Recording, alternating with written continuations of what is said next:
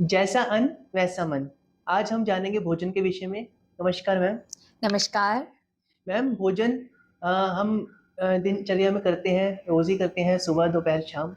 पर भोजन का क्या हमारे जीवन पर प्रभाव पड़ता है? बिल्कुल प्रभाव पड़ता है अभिषेक, बहुत प्रभाव पड़ता है।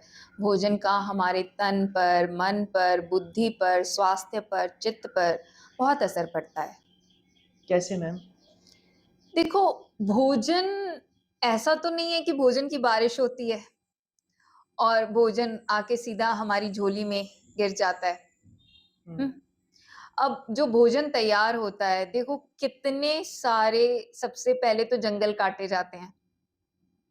हम्म। जंगल काट के खेत बनाए जाते हैं। हुँ?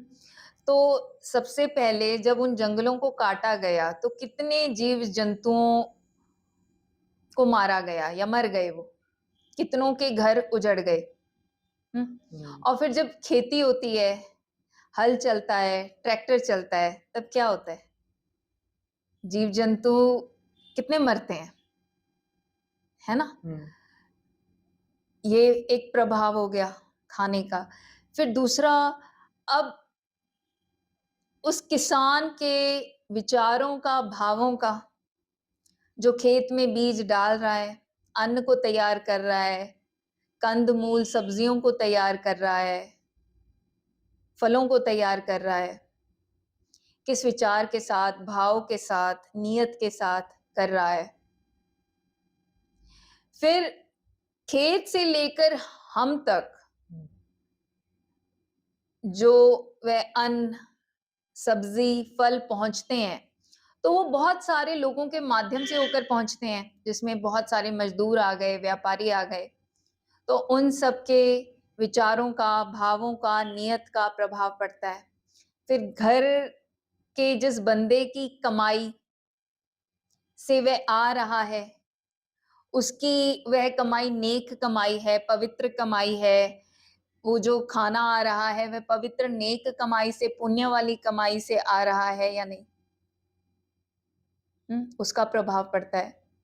फिर जो खाने को बना रहा है, किन विचारों के साथ, भावों के साथ, नियत के साथ बना रहा है, उसका बहुत प्रभाव पड़ता है।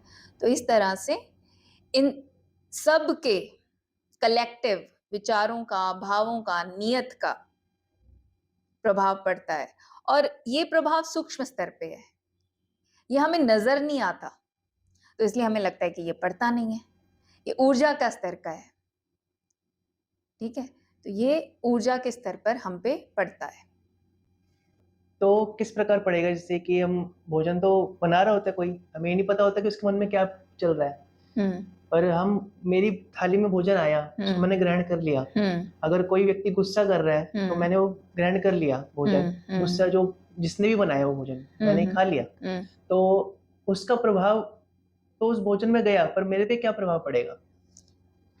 देखिए, जो खाना बना रहा है, उसके भावों में अगर उस टाइम पर चिड़चिड़ापन है, गुस्सा है, द्वेष है, राग है, ममता भाव है, तो इसका पूरा प्रभाव आता है।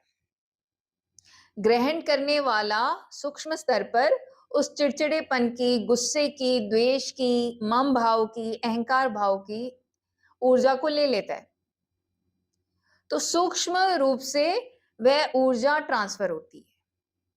तो जो भोजन बना रहा है उसकी जो उसने भोजन बनाया, तो हुँ, उस भोजन में वो ऊर्जा गई, तो हुँ। मैं ग्रहण करूंगा तो वो मेरे अंदर भी आ जाएगी। हाँ, वैसी ऊर्जा को हमने ग्रहण कर लिया।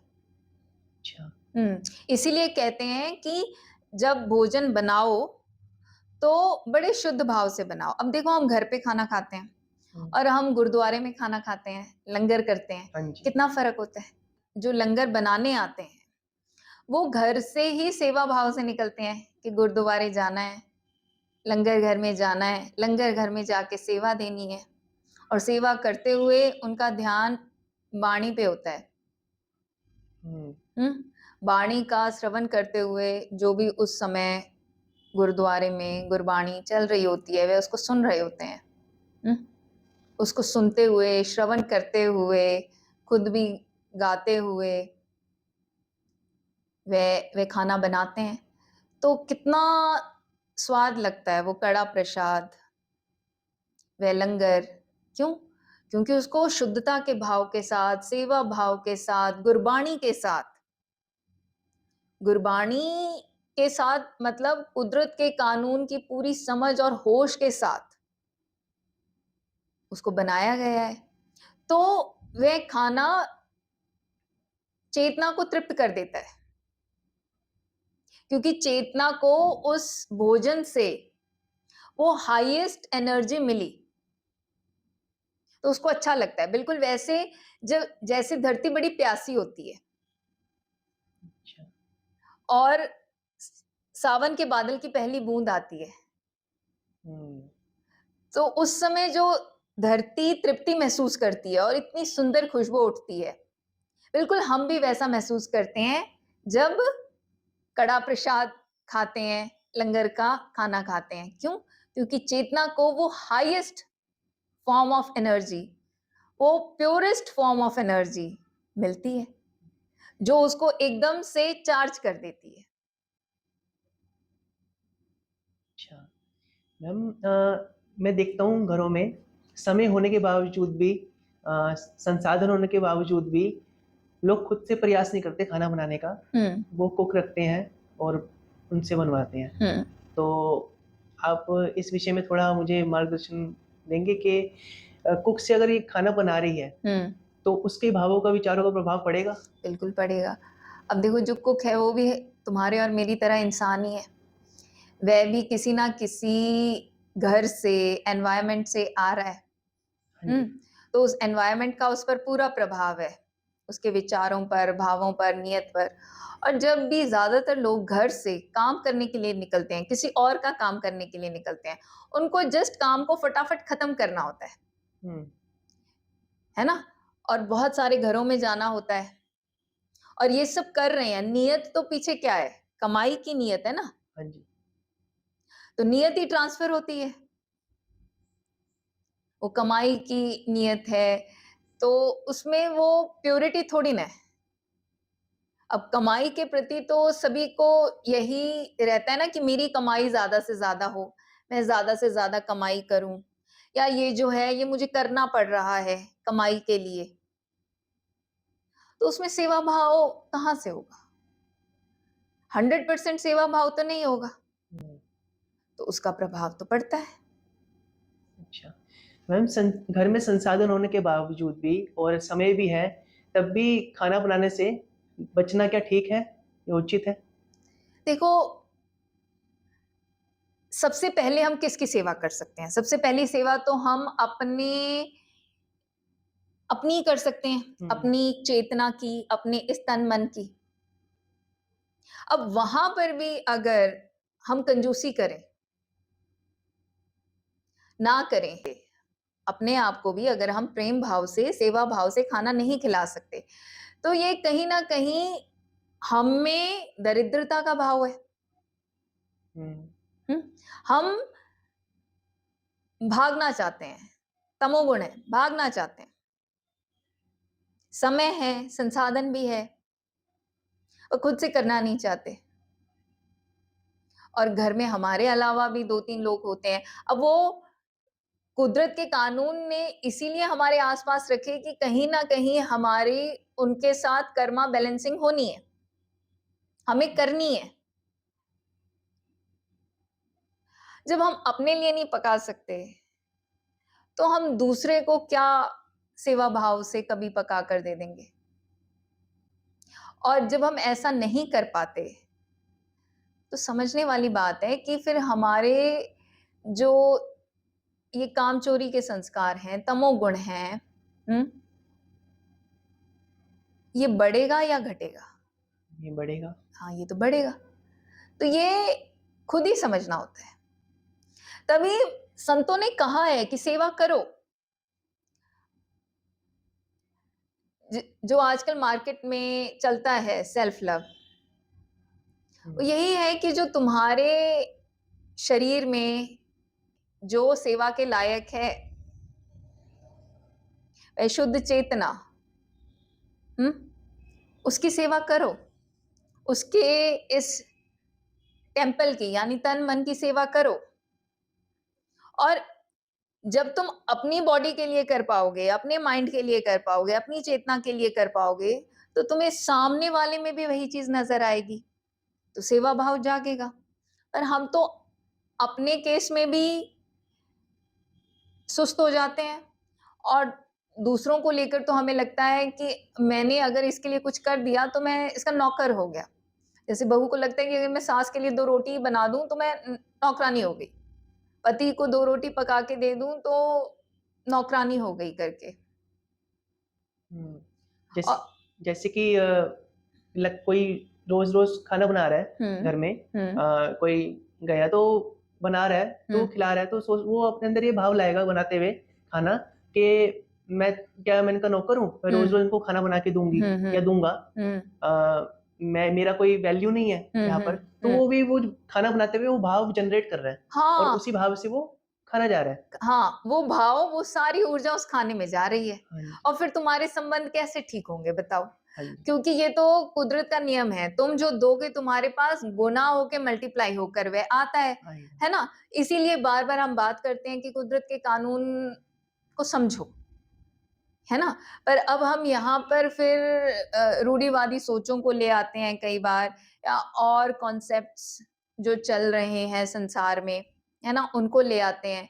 हम गहराई में जाने की कोशिश नहीं करते, सत्य को समझने की कोशिश नहीं करते, जो हमें करनी चाहिए। हाँ जी। हमें ये बहुत अच्छा लगा आपने बताया, जानने को मौका मिला कि जो हम खाना बनाते हैं घर में, हुँ, अगर हमारे पास समय या संसाधन है, तो हम खुद बनाएँ और हुँ, बहुत प्यार से, सद्भाव से। और मैम ये भी जानना चाहूँगा कि खाना यदि हमारे पास आ रहा है, हुँ, तो उस समय खाते समय भी हम उसको कैसे खाएँ? हुँ, यानी उस समय हमारे पास क्या विचार हों, जिससे हम उस समय भोजन ग्रहण करें, तो हमें अच्छा प्रभाव आए उस भोजन का, हुँ, चाहे वो कहीं से भी आया हो बन हुँ। के। अब देखो, खाना हमारी प्लेट तक पहुँच गया। अब खाना जो आया है, इतने सारे चैनल से गुज़र के आया है, तो सबके विचारों का, भावों का, नियत का उस पर प्रभाव पड़ा है। हाँ हुँ? जी। और ये कुदरत का कानून है कि energy can neither be created nor be destroyed, पर हम इसकी फॉर्म को चेंज कर सकते हैं।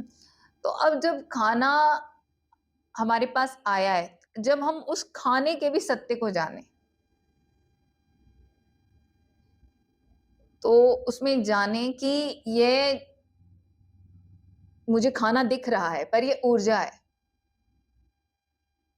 और ये ऊर्जा कुदरत के कानून की मर्यादा में मुझ तक पहुंची है, ताकि मैं इसे ग्रहण करूं। तो मैं इसको पूरी सच्चाई से ग्रहण करूं, पूरी ईमानदारी के साथ ग्रहण करूं, बिल्कुल सच को जानते हुए ग्रहण करूं। तो जैसे जब हम निवाला लेते हैं, हम उस निवाले को खाते हैं, तो क्या होता है, वो जो हमें सॉलिड लग रहा था खाना, वो तो सारा छिन्न भिन्न हो गया। हुँ, शुरू में चलो स्वाद भी आता है, पर उसके बाद तो वो छिन्न भिन्न हो गया। तो हमें ऊर्जा ही महसूस होती है, संवेदना ही महसूस होती हैं। तो अगर मैं पूरी सजगता के साथ खाऊंगा, ऑथेंटिसिटी के साथ खाऊंगा, तो मेरा कनेक्शन लगातार बना हुआ है कुदरत के कानून के साथ, कुदरत की शक्ति के साथ। मैं किसी भी तरह से बह नहीं गया, किसी भी तरह की माया में या भ्रम में। मैं जान रहा हूं कि कुदरत के कानून की मर्यादा में यह एनर्जी पहुंची है, और जो पहुंची है वो बेस्ट है, और मैं इसके लिए ग्रेटफुल हूं, कृतज्ञ हूं। और उसकी सच्चाई को जानते हुए खाएं, सजगता में रहते हुए खाएं। खाना खा रहे हैं तो सिर्फ खाना ही खाएं। जी, तो क्या होगा कि हम जैसे जैसे उसको ग्रहण कर रहे हैं, तो वो सजगता बढ़ रही है, चेतना की सजगता बढ़ रही है। और इस संसार में हर परिस्थिति इसीलिए है ताकि मेरा सत्य के प्रति समझ बढ़े, होश बढ़े। ठीक है।